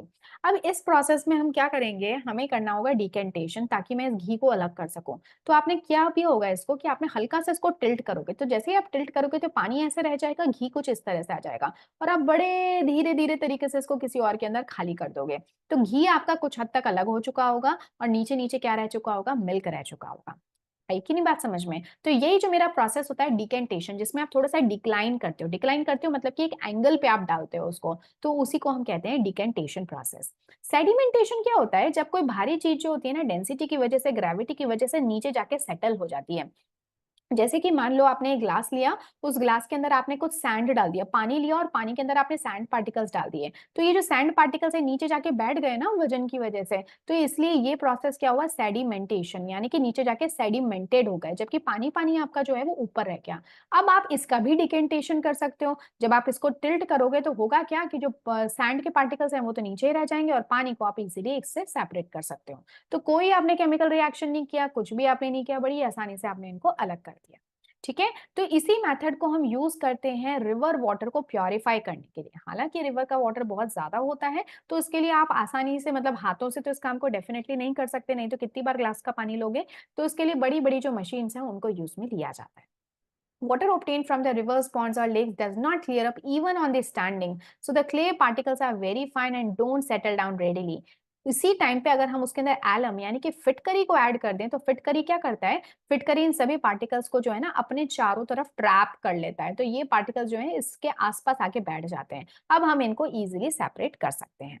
So sedimentation is the settling down of the suspended insoluble heavy solid particles in the solid liquid mixture. और डिकेंटेशन क्या होता है, process of pouring out the clear liquid after sedimentation without disturbing this sediment. बड़ा हल्के से आप करते हो, टेढ़ा करते हो, ताकि आपके सेडिमेंट को पता भी ना चले, और आपका सेडिमेंट और जो वाटर है, वो वाटर या जो भी दूसरा कंपोनेंट है वो एक दूसरे से अलग हो जाए। तो कहने का मतलब ये है कि जो सेडिमेंटेशन है उसके बाद में ही आप डिकेंटेशन करोगे, तो ये एक दूसरे से मिलते जुलते प्रोसेसेस हैं। जैसे कि बिफोर कुकिंग जब आप लोगों को राइस को धोना होता है, तो हम राइस को धो लेते हैं उसको अच्छे से, उसके बाद में हम पानी उसमें से वॉश करते हैं ना। तो वैसे तो आजकल कई सारे सीविंग प्लेट्स टाइप की आती हैं, छलनियाँ टाइप की आती हैं, बट नॉर्मली घर में इतना कौन करता है ना, हम लोग उसका हल्का सा टेढ़ा कर देते हैं। हल्का सा टेढ़ा करने से ही जो राइस राइस है वो तो पीछे रह जाता है, और पानी पानी बाहर निकल जाता है, गंदा पानी। तो ये भी क्या हुआ, एक डिकेंटेशन प्रोसेस का एग्जाम्पल। ठीक है, कुछ इस तरह से यहाँ पे दिखा रखा है, तो जो मैंने आपको ऑलरेडी समझाया, ये जो सेटलिंग डाउन है, इसको इसको तो आप कहते हो सेडिमेंटेशन। और जब आप उसको हल्का सा टेढ़ा करके क्लियर पानी को अलग कर दो, या क्लियर कंपोनेंट को अलग कर दो, और पीछे जो सेडिमेंट है वो पीछे ही रह जाए, तो इस प्रोसेस को आप कहोगे डिकेंटेशन। तो एक दूसरे से मिलते जुलते ये कुछ प्रोसेसेस है। Coming on to the next activity, जो नेक्स्ट टेक्निक है वो है फिल्ट्रेशन। फिल्ट्रेशन का मतलब क्या होता है, फिल्ट्रेशन के अंदर आप क्या करते हो, इसको पहले मैं आपको डेफिनेशन बता देती हूँ ताकि आप ज्यादा क्लियरली इसको समझ सको। So in this method is used for separating the insoluble solid, very important, from the heterogeneous solid liquid mixture. Mixture like chalk and water, clay and water, brew and tea leaves, इसको कुछ method में use करते हैं। The process of separating insoluble solid particles from a solid liquid mixture by allowing it to pass through a filter. तो ये भी क्या है, आपका सीविंग से ही मिलता जुलता एक प्रोसेस है, लेकिन इसमें क्या है, सीविंग के अंदर हम जनरली सॉलिड्स को काम में लेते थे, जबकि यहाँ पर अगर हम बात करेंगे तो यहाँ पे हम फिल्ट्रेशन में उसी पोर्ट साइज को हम यूज कर रहे हैं, बट यहाँ पे हम क्या करते हैं, हम एक जो सॉलिड है, जो इनसॉल्युबल सॉलिड है, उसको अलग कर देते हैं एक सॉल्यूशन से। ठीक है, तो जब आप चाय बनाते हो तो एक्चुअली इस एग्जांपल को आप यहाँ ले सकते हो इंस्टेड ऑफ सीविंग, क्योंकि सीविंग में हम सॉलिड्स की जनरली बात करते हैं, बट अगेन वो भी सीविंग ट्यूब होती है, ये दोनों मिलती जुलती सी चीजें हैं। तो ऊपर ऊपर क्या रह जाएगी, चाय को छानते वक्त चाय पत्ती आपके ऊपर रह जाएगी, तो चाय पत्ती आपका सॉलिड फॉर्म में होता है, और जो नीचे आपको एक मिला मिक्सचर, वो क्या है, सॉलिड लिक्विड मिक्सचर है ना, सॉलिड और लिक्विड का एक मिक्सचर है जो कि नीचे जाके आपका सेटल डाउन हो गया, सॉरी फिल्टर हो गया। तो जो नीचे आपको मिलता है इसको तो आप कहते हो फिल्ट्रेट। ठीक है, ये वेरी बहुत इंपॉर्टेंट है। So filtration of filter is required. Filter, तो ये जो सीविंग ट्यूब है यही आपके एक फिल्टर की तरह काम करेगी। और जो नीचे आपको मिलेगा ये तो हो गया फिल्ट्रेट, इसको तो हम कहते हैं फिल्ट्रेट जो कि फिल्टर हो जाए। और जो ऊपर ऊपर आपका रह गया इसको हम कहते हैं रेजिड्यू, जो कि इसमें से फिल्टर नहीं हो पाया। अब क्यों नहीं हो पाया फिल्टर, क्योंकि यहाँ पे जो पोर साइज है सीविंग ट्यूब की वो अलग अलग है। ये पोर साइज जो है सॉलिड लिक्विड के पार्टिकल्स के छोटे होने की वजह से इनको तो नीचे आने के लिए अलाउ कर देती है, लेकिन जो ब्रू है, जो टी लीव्स हैं, वो आपके ऊपर ही रह जाती हैं, क्योंकि इनकी पोर साइज कैसी है, बड़ी है, ये साइज में बड़े हैं। ठीक है, तो ये ऊपर ही अटक जाते हैं जबकि ये आपके नीचे आ जाते हैं। क्लियर। ये जो फिल्टर है, फिल्ट्रेशन का प्रोसेस है, इसको आप केमिस्ट्री में बहुत काम में लेते हो। आगे जब आप कुछ मेथड्स यूज करोगे इन प्रिपरेशन के लिए, यानी कि केमिकल रिएक्शंस करके कुछ प्रोडक्ट्स बनाओगे, तो उस टाइम पे भी हम इन चीजों को काफी यूज करते हैं, वॉश करते वक्त, वर्कअप करते वक्त। तो उसके लिए हमें एक फिल्टर पेपर बनाना होता है। तो फिल्टर पेपर कुछ इस तरह से फोल्डिंग की जाती है और एक फनल टाइप का शेप उसको दिया जाता है। अब ये जो फिल्टर पेपर होते हैं ना, इनके अंदर भी कई सारे छोटे छोटे पोर साइजेस होती हैं। उस पोर साइज के बेसिस पे वो किसी को तो ऊपर ही रोक लेता है और किसी किसी चीज को नीचे जाने देता है। तो हमारे काम की जो भी चीज है जनरली फिल्ट्रेट ही हमारे काम का होता है, तो इस फिल्ट्रेट को हम यूज कर लेते हैं। बाद में अगर आपको इसमें से लेट से अगर ये पानी के सोल्यूशन में बना है और आप पानी को अलग करना चाहते हो, तो आप इसको क्या कर दोगे, हीट करोगे तब तक जब तक ये पानी सारा का सारा क्या ना हो जाए, इवेपोरेट ना हो जाए, पानी जो है वो सारा उड़ ना जाए। तो आपको जो पीछे है अपना सॉलिड मिल जाता है पानी के निकलने के बाद में, यही सॉलिड आपके काम का होता है। क्लियर है इतनी बात। Okay nice. अब चलते हैं हम लोग नेक्स्ट मेथड पे, जो कि है इवेपोरेशन मेथड, जो आप अपनी रोजमर्रा की लाइफ में काफी कॉमनली देखते हो। जैसे कि अगर आप एक ग्लास में पानी रखो और उस पानी वाली ग्लास को आप 1 महीने के लिए छोड़ दो, यानी कि आप कहीं घूमने के लिए चले गए, मान लो आप गोवा की ट्रिप पे चले गए। अब जब आप 1 महीने बाद आए तो आपने देखा कि अरे यार, उस ग्लास में जो है वो तो पानी ही नहीं बचा। ठीक है, और बचा भी है तो बहुत ही मामूली बचा है। तो ये जो पानी है आखिर गया कहाँ, तो ये एक्चुअली इवेपोरेट हो गया। अब आप कहोगे मैम 1 महीने के अंदर तो पानी इवेपोरेट ही होगा ना, कुछ भी क्यों बचेगा, नहीं, ये भी डिपेंड करता है कि आप किस जगह रहते हो। जिस जगह आप रहते हो अगर ऑलरेडी हवा में बहुत ज्यादा ह्यूमिडिटी है, यानी कि बहुत ज्यादा उमस है, तो वैसे में पानी के इवेपोरेट होने के चांसेस कम हो जाते हैं। अगर वहां पे हवा कहीं चल रही है तो बहुत आसानी से इवेपोरेशन हो जाएगा, अगर हवा नहीं है तो इवेपोरेशन कम हो जाएगा। अगर ये जो ग्लास है, ये ग्लास की बजाय अगर एक बड़े किसी बर्तन में होगी, तो ऐसे में इवेपोरेशन फास्टर होगा। ठीक है, बहुत सारे फैक्टर्स पे इवेपोरेशन चीज डिपेंड करती है। But at this point of time I would like to ask you, आप मुझे कमेंट सेक्शन में बताएं कि बॉइलिंग में और इवेपोरेशन में क्या डिफरेंस होता है। ठीक है, हिंट के लिए मैं आपको बता दूं, बॉइलिंग जो है वो एक सर्टेन टेम्परेचर पे होती है जिसको कि हम बॉइलिंग पॉइंट कहते हैं, जबकि जो इवेपोरेशन है ना वो सभी टेम्परेचर्स पे होता है। चाहे टेम्परेचर बहुत कम हो, लाइक 0 डिग्री सेल्सियस हो, चाहे इवेपोरेशन 100 डिग्री सेल्सियस हो, हर जगह इवेपोरेशन आपको देखने को मिलता है हर टेम्परेचर पे। चाहे आप यूएसए में बैठे हो जहाँ पे बहुत ठंड पड़ती है, चाहे आप इंडिया में बैठे हो जहाँ पे जनरली गर्म मौसम रहता है, तो भी इवेपोरेशन वहां पर भी होता है, इवेपोरेशन यहाँ पे भी होता है। दोनों ही केसेस में होता क्या है कि जो वाटर की लिक्विड स्टेट है वो गैसियस स्टेट में चेंज होती है, but at different temperatures. Boiling point पे it's very constant, it occurs at 100 degree Celsius अगर हम पानी की बात करें। But evaporation occurs at all the temperatures depending on many of the factor, जिसमें से कि कुछ मैंने आपके साथ में अभी डिस्कस किए। ठीक है, जो कपड़े हम सुखाते हैं, मतलब गीले कपड़ों को जो सुखाते हैं हैंगर्स के ऊपर, तो वो भी क्या प्रोसेस है, वो भी इवेपोरेशन की वजह से ही ड्राई आउट होते हैं। ठीक है, तो ये कुछ एग्जांपल्स हो गए आपके। when a small quantity of the salt solution is taken and heated so that it starts to boil, अगर वो बॉयल होने लगता है तो उसको आप बॉइलिंग कहोगे। लेकिन अगर वो नॉर्मली जो है अपने आप से उड़ता है और बाद में आपको एक व्हाइट सी परत नीचे नजर आती है, so that would be because of the evaporation, अगर वो खुद ब खुद अपने आप से हो रहा है। बट जैसे कि हम यहाँ पे देख सकते हैं, so separation of the common salt by evaporation, although ये इवेपोरेशन तब कहलाएगा अगर ये बिना किसी बॉइलिंग टेम्परेचर के हो, यानी कि 100 डिग्री सेल्सियस पे ना होकर अपने आप से किसी भी टेम्परेचर पे हो, तब आप उसको इवेपोरेशन कहोगे। So the process in which a liquid changes into its vapor state, उसको ही हम evaporation कहते हैं। Evaporation takes place at all the temperatures, but it is quicker at higher temperature as seen in the above example. आ गई बात समझ में? उन जगहों पे जहाँ पे कि गर्मी अक्सर कर ज़्यादा पड़ती है, वहाँ पे इवेपोरेशन फास्ट होगा। उन जगहों पे जहाँ पे ह्यूमिडिटी ज़्यादा है, जहाँ पे ठंडा रहता है टेम्परेचर, तो ऐसे जगहों पे इवेपोरेशन की रेट जो है वो भी कम होगी। तो बहुत सारे फैक्टर्स होते हैं, जैसे कि मैं कुछ फैक्टर्स आपके सामने लिख देती हूँ, ठीक है? इवेपोरेशन को इफेक्ट करने वाले। फर्स्ट फैक्टर जैसे कि हमने कहा भाई temperature is one of the factor. जिस चीज़ के अंदर आपने उस लिक्विड को रख रखा है, उसका सरफेस एरिया क्या है, वो भी बहुत कुछ डिटरमाइन करता है। सरफेस एरिया ज़्यादा होगा तो इवेपोरेशन भी फास्टर होगा। टेम्परेचर ज़्यादा होगा तो भी इवेपोरेशन फास्टर होगा। अगर वहाँ पे हवा चल रही होगी यानी कि पंखे के अंदर अगर आप रखोगे तो पानी जल्दी इवेपोरेट होगा। ठीक है? उसके अलावा जो नेचर है जिस भी लिक्विड की, अगर हम पानी की बात कर रहे हैं या किसी और लिक्विड की बात करें तो किस नेचर का है उस पे भी डिपेंड करता है। अलग-अलग नेचर के सब्सटेंसेस अलग-अलग तरह से इवेपोरेट हो सकते हैं। ठीक है? वैसे जो इवेपोरेशन वर्ड है वो हम वाटर के लिए ही यूज़ करते हैं because it this forms the kind of vapour generally, okay? तो और भी कई सारे फैक्टर्स होते हैं। आई होप आपको ये समझ में आ गया होगा। ओके, ह्यूमिडिटी को भी आप यहाँ पे ऐड कर लीजिए। Humidity is also very important. अगर ह्यूमिडिटी ज़्यादा होगी ना तो इवेपोरेशन कम होगा, इसलिए ये रिवर्स वे में काम करेगा। क्लियर है? तो ये एक आपका मेथड था। आई थिंक ये कॉमन सॉल्ट वाला एग्जांपल आप समझ चुके हो। Now coming on to next method जो कि क्या होता है, इसका एक बहुत बेसिक यूटिलिटी है कॉमन सॉल्ट की। लाइक सी जो होता है ना, हम सबको पता है समुद्री पानी कैसा होता है, खारा होता है। वो खारा किस वजह से होता है? क्योंकि उसके अंदर काफी सारी अमाउंट में कॉमन सॉल्ट प्रेजेंट होता है, सोडियम क्लोराइड प्रेजेंट होता है। तो क्या करते हैं, इसी तरह के जो समुद्र का पानी है उसको एक बड़े से सरफेस एरिया में क्या किया जाता है, इस तरह से फैला दिया जाता है कुछ पिट्स बनाकर, छोटे छोटे से उनके पॉन्ड्स बनाकर। अब पानी तो जो है वो इवेपोरेट हो जाता है और उन पिट्स के अंदर, उन पॉन्ड्स के अंदर क्या-क्या रह जाता है, ये हीप ऑफ सॉल्ट रह जाता है।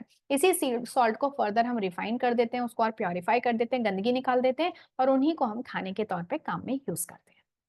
Coming on to this centrifugation, again ये एक बहुत इंपॉर्टेंट मेथड है। जो हमारे घर में जो ग्राइंडर और मिक्सी हम यूज करते हैं ना, वो एक्चुअली सेंट्रीफ्यूगेशन का ही एक एग्जांपल है। तो इसमें आप क्या करते हो, इसके अंदर भी the difference in the density, density के बेसिस पे जो चीजें होती हैं, जो कंपोनेंट्स होते हैं वो अलग हो जाते हैं। और ऐसा करने के लिए हमें बहुत ही हाई स्पीड पे उनको रोटेट करना होता है, जैसा कि आप एक मिक्सी के अंदर देखते हो, बहुत तेज-तेज हम उनको घुमाते हैं। तो ये इसका भी एक बड़ा लाइक इम्पोर्टेंट वो एक एस्पेक्ट है कि जो भी सॉलिड हेवियर होंगे, जिनकी डेंसिटी ज़्यादा होगी, वो तो आपके नीचे आके बैठ जाएँगे। इसकी डेंसिटी ज़्यादा है, इस वजह से नीचे आके सेटल हो गया। और जिसकी डेंसिटी कम होगी ना, वो ऊपर जो है मतलब एक ऊपर की टॉप लेयर को फ़ॉर्म करेगा। तो जो हमारे ब्लड सैंपल्स होते हैं ना, आप लोगों ने कई बार दिया होगा ब्लड को टेस्ट करने के लिए। तो जो ब्लड सैंपल्स उनको जब टेस्ट करने के लिए देते हैं, तो उसके अंदर ब्लड के अंदर क्या-क्या होता है, उसके अंदर प्लाज्मा होता है, उसके अंदर प्लेटलेट्स होती हैं, उसके अंदर कुछ सेल्स होते हैं जैसे कि आरबीसीज़ होते हैं, जैसे कि उसके अंदर डब्ल्यूबीसी होता है। तो ये कुछ कंपोनेंट्स होते हैं हमारे ब्लड के, प्लाज्मा, प्लेटलेट, आरबीसी, डब्ल्यूबीसी। तो जब इनको सेंट्रीफ्यूज किया जाता है ना, तो बेस्ड ऑन देयर डेंसिटीज ये जो है अलग-अलग कंपोनेंट्स के अंदर आप अलग-अलग लेयर्स के अंदर जाके सेटल डाउन हो जाते हैं। ठीक है? इन्हीं में से फिर किसको आपको टेस्ट करना है, अगर आपको आरबीसीज़ को टेस्ट करना है तो सिर्फ जो आरबीसी वाला पार्ट है यानी कि जो रेड कलर रीजन है उसको आप अलग करके उसकी टेस्टिंग कर लेते हो। ठीक है? इसी तरह से घरों में जो हम मक्खन निकालते हैं ना, क्रीम निकालते हैं यूजिंग मिक्सी, तो वो भी एक एग्जांपल हो गया सेंट्रीफ्यूगेशन मेथड का। Coming on to distillation process is one of the most important method and common method जिसको कि आप काम में लेते हो। जैसे कि इसमें हम डिस्टिलेशन में हम यूज करते हैं the criteria of the boiling point. Distillation can be used for separating miscible as well as immiscible mixtures. The only condition is that the liquid components must have a clear difference in the boiling points. जब दो liquids के अंदर चाहे वो एक दूसरे के साथ में मिसिबल हो चाहे वो इमिसिबल हो, मिसिबल का मतलब होता है सॉल्युबल होना और इमिसिबल का मतलब होता है इनसॉल्युबल होना, चाहे वो किसी भी तरह का मिक्सचर हो, अगर उन दो कंपोनेंट्स या दो से ज्यादा कंपोनेंट्स के बीच में अच्छा खासा बॉइलिंग पॉइंट में डिफरेंस है, तो हम पहले उनका वेपराइजेशन करा के और फिर फर्दर कंडेंसेशन करा के उन दोनों कंपोनेंट्स को अलग कर सकते हैं। ठीक है? जैसे कि मैं यहाँ पे आपको दिखाती हूँ इस पिक्चर में, मैं आपको थोड़ा सा ये भी दिखा देती हूँ ताकि आप चाहे तो इसको बाद में रीड आउट कर सकते हो। फॉर एन एग्जाम्पल, जैसे कि अगर हमें प्योरीफाई करना है किसी पानी को, पानी के अंदर मान लो कुछ गंदगी है, तो ऐसे में हम क्या करेंगे, हम उस पानी को जो है ना हीट करेंगे, उसके साथ में गंदगी भी मौजूद है। अब होगा क्या कि हमने उसको हीट किया, तब तक हीट करोगे कि जब तक पानी जो है वो 100 डिग्री सेल्सियस पे ना पहुँच जाए। आप चाहे तो इसके लिए एक थर्मोमीटर भी यहाँ पे लगा सकते हो। तो जब टेम्परेचर 100 डिग्री सेल्सियस पे पहुँच जाएगा, तो हम सभी को पता है कि जो पानी है वो अपनी लिक्विड स्टेट से गैसियस स्टेट में चला जाएगा, यानी कि वाटर वेपर्स बनेंगे। अब ये जो वाटर वेपर्स है ना, ये रीच करेंगे यहाँ पे। अब हम क्या करते हैं, ये वाली जो जगह होती है ना, उसको किसी भी तरह से क्या कर देते हैं, इस ट्यूब को ठंडा कर देते हैं। आप छोटे लेवल पे चाहे तो एक ठंडा कपड़ा यहाँ पे लगा सकते हो, चाहे बर्फ के अंदर इसको रख सकते हो, कुछ भी कि एकदम ठंडा हो जाए ये रीजन। तो जैसे ये हॉट वेपर्स, गरम-गरम जो ये वेपर्स हैं, वो इस ठंडी जगह के कॉन्टैक्ट में आते हैं, तो वो क्या हो जाते हैं, यहाँ पे आके सेटल, यहाँ पे आके वो वापस से अपनी गैसियस स्टेट से लिक्विड स्टेट में कंडेंस हो जाते हैं। तो पहले तो आपने इनका वेपराइजेशन करवाया और बाद में इस स्टेज पे आके आपने इनका कंडेंसेशन करा दिया। तो आपके पास जो पानी था वो बस यहाँ से उठ के अब यहाँ पर आ चुका है। बाकी सब कुछ एज इट इज सेम है। ठीक है, यहाँ पे इन्होंने कंडेंसेशन इधर ना दिखाने की बजाय इसको ठंडे पानी में ले लिया, तो आप कोई भी काम कर सकते हो, that is all your wish. हालांकि जब आप यहाँ करते हो तो वो इजी कन्वर्जन हो पाता है। क्लियर है? तो ये दो मेथड्स हैं, फर्स्ट वेपराइजेशन कराओ और फिर कंडेंसेशन कराओ। वेपराइजेशन कराओगे आप उसके बॉइलिंग पॉइंट पे इतना हीट करोगे कि वो बॉयल होना स्टार्ट हो जाए, और उसके बाद में उसको ठंडा करके वापस से लिक्विड स्टेट में लाकर उसको सेपरेट कर लोगे। अब सेपरेशन कैसे हुआ, क्योंकि जो इम्प्योरिटी थी, जो भी गंदगी थी, वो तो देखो अभी भी पीछे के पीछे ही रह गई, है ना। तो ये जो सेपरेशन है, ये आप सॉलिड लिक्विड के केस में कर सकते हो, लिक्विड लिक्विड के केसेस में कर सकते हो। कौन सा? Distillation method, very very important, जिसको बहुत कॉमनली हम यूज में लेते हैं केमिस्ट्री के लैब में। ठीक है, summary of the methods of separation. तो जो भी कुछ हमने मेथड्स देखे उसके अंदर आप किस तरह के वो टाइप ऑफ मिक्सचर्स को यूज में ले सकते हैं, जैसे कि hand picking, winnowing, sieving, magnetic separation, sublimation, ये सभी एग्जांपल्स आपके सॉलिड सॉलिड हेटेरोजेनस मिक्सचर्स के लिए हैं। सेडिमेंटेशन, डिकेंटेशन, लोडिंग, फिल्ट्रेशन, ये सॉलिड लिक्विड हेटेरोजेनस मिक्सचर्स के लिए। इवेपोरेशन, डिस्टिलेशन, क्रिस्टलाइजेशन, क्रिस्टलाइजेशन हालांकि अभी हमने नहीं पढ़ा है, बट आप अपनी हायर क्लासेस में जाके किस तरह से आप क्रिस्टल्स बना सकते हो उसको देखोगे। तो ये सॉलिड लिक्विड होमोजेनस मिक्सचर्स के लिए होता है। Decantation using a separating funnel, ये immiscible liquid liquid heterogeneous mixtures के लिए। Distillation method liquid liquid homogeneous mixtures के लिए, और बॉइलिंग मेथड आपका लिक्विड गैस होमोजेनस मिक्सचर्स के लिए। ये आपको याद करने की जरूरत नहीं है, बट आई वुड से कि आप इसको अंडरस्टैंड जरूर करो, एक बार इसके ऊपर गौर करो और अलग अलग अपने आप से एग्जाम्पल्स लेने की कोशिश करो और समझने की कोशिश करो कि ये किस तरह के मिक्सचर्स और क्यों इनके लिए आप इन सेपरेशन टेक्निक्स को यूज में ले रहे हैं। ठीक है, याद करने की इसको बिल्कुल जरूरत नहीं है। Now some common methods, mixtures and the methods of separation, कुछ एग्जांपल्स हम यहाँ पे देख लेते हैं। जैसे कि ये कुछ यहाँ पे मिक्सचर्स दे रखे हैं, तो ये काम मैं आपके लिए छोड़ रही हूँ, ये एक काइंड ऑफ आप होमवर्क ले सकते हो। तो जहाँ पे अलग अलग तरह के मिक्सचर्स दे रखे हैं, और इन मिक्सचर्स में आपको समझना है कि हम ऐसा क्या करें कि हम इनको आपस में सेपरेट कर सकें, यानी कि कौन सा मेथड हम यूज करें, ये हम कैसे पता करेंगे, by seeing the properties of all the components, जो भी कंपोनेंट्स हैं उस मिक्सचर के अंदर, उनकी प्रॉपर्टीज को समझ के हम कौन सा मेथड यूज करें ये हम पता कर सकते हैं। जैसे कि हस्क और व्हीट है, तो उसके लिए आप विनोइंग मेथड को यूज कर सकते हो, क्योंकि हस्क की डेंसिटी हल्की होती है, दोनों सॉलिड सॉलिड स्टेट में है, तो इसके लिए winnowing method is important. Alcohol और वाटर को अगर आपको अलग करना है, तो देखो जो अल्कोहल होता है ना, उसका जो बॉइलिंग पॉइंट है वो अराउंड होता है आपका 85 डिग्री सेल्सियस। वाटर का हम सभी को पता है 100 डिग्री सेल्सियस होते हैं। दोनों लिक्विड हैं, दोनों एक दूसरे के अंदर सॉल्युबल हो जाएंगे, तो कौन सा मेथड यूज करोगे? आप यूज करोगे इसके लिए डिस्टिलेशन मेथड, यानी कि एक ही तरीका है, आप इनको बॉइलिंग पॉइंट के बेसिस पे ही अलग अलग कर सकते हो। तो इस तरह से आपको थोड़ा सा यहाँ पे सोचना पड़ेगा। It's a very fun activity, एक बार ट्राई करके देखो, आपको मजा आएगा इसके अंदर। Differences between the common separation methods, तो ये सब हम पढ़ चुके हैं, तो अगेन ये मैं आपके लिए छोड़ रही हूँ। आप चाहे तो इसका स्क्रीनशॉट लेकर एक बार इसको देख सकते हो। सभी मेथड्स हमने पढ़े, उनके पीछे के प्रिंसिपल्स क्या हैं और एक्चुअली इसमें आप करते क्या हो, और किस तरह के मिक्सचर्स के लिए आप उन मेथड्स को अप्लाई करते हो, इसी के बारे में शॉर्ट में एक समरी दे रखी है। ठीक है, इंपॉर्टेंट पॉइंट्स टू रिमेंबर, तो जो भी कुछ अभी तक हमने पढ़ा ये उसी का एक समरी है, summary of the chapter I would say. तो इसका भी एक बार आप स्क्रीनशॉट लेकर इसको फटाफट से, बहुत फटाफट से एक रीड दे सकते हो। ठीक है, अदरवाइज इन सभी चीजों को हम पढ़ चुके हैं। और ये है summary of the separation of mixture, जो जो भी हम लोगों ने मेथड्स पढ़े, वो कौन से मिक्सचर्स के लिए आप अप्लाई करोगे, कौन सा मेथड यूज करोगे, क्यों यूज करोगे, और उससे सेपरेट होने के बाद आपको क्या क्या मिलेगा। ठीक है, तो ये चीजें कुछ आपको बता रखी है फॉर डिफरेंट टेक्निक्स, तो इसको भी आप एक बार देख सकते हो। ये सब मिलती जुलती चीजें ही हैं, बस एक बार आपको अपनी अंडरस्टैंडिंग के लेवल पे ले जाकर इनको एग्जाम्पल्स को समझना है और क्यों उन मेथड्स को यूज किया उसको जानने की कोशिश करनी है। और ये इनसे रिलेटेड कुछ क्वेश्चंस हैं। अगर क्वेश्चंस करने में आपको कोई दिक्कत आती है तो आप मुझसे कह सकते हो, तो वो हम क्वेश्चंस वाला पार्ट जो है एक पूरा एक अलग से वीडियो बना के मैं आपको हर एक क्वेश्चन को सॉल्व करके बता सकती हूँ कि किस तरह से उन क्वेश्चंस को सॉल्व करना है। तो बहुत सारे छोटे-छोटे यहाँ पे क्वेश्चंस हैं और साथ ही इनके आंसर्स भी हैं। तो आप फटाफट से इन आंसर्स को भी नोट डाउन कर लो ताकि आप इनको देख सको। एक बार वापस से मैं आपको इन पूरे सभी क्वेश्चंस की एक लिस्ट और उनके आंसर्स जो हैं वो एक बार शो कर देती हूँ ताकि आप स्क्रीनशॉट लेकर इनको देख सको। आई होप आपको ये जो चैप्टर है बहुत मजेदार लगा होगा, समझ में आया होगा। काफी एक प्रैक्टिकल चैप्टर है and I really love this kind of chapter क्योंकि ये आपको सोचने पर मजबूर करता है। ये आपको केमिस्ट्री का एक इंसाइट देता है। ये आपको बताता है कि केमिस्ट्री में आगे आने वाली क्लासेस में आपको और क्या क्या पढ़ना होगा और किस तरह की होती है केमिस्ट्री और आप करते क्या हो केमिस्ट्री में। So yes, chemistry is a fun chemistry. Chemistry जो है वो बहुत मजेदार एक सब्जेक्ट है।